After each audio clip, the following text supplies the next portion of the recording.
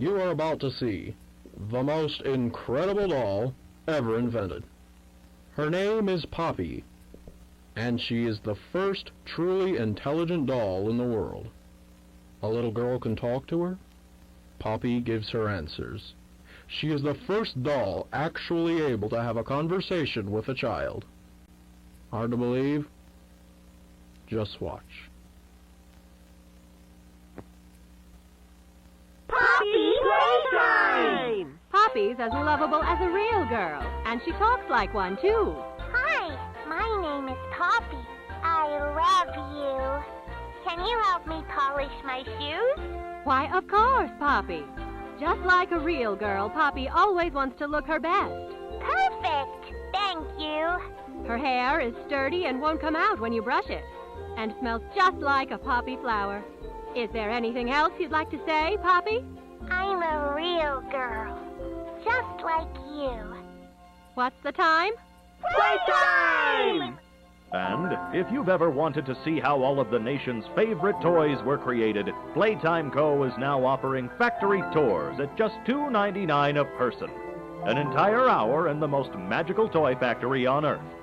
What are you waiting for? Come visit the factory. We can't...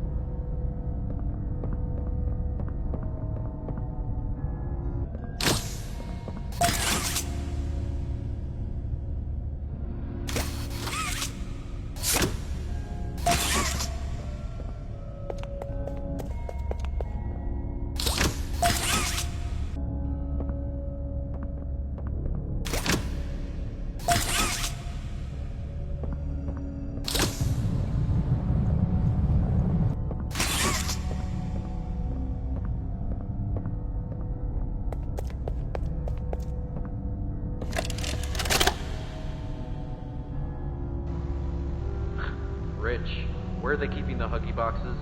I don't know. I couldn't tell you. Remember when maintenance last did a sweep of this place? No. Exactly.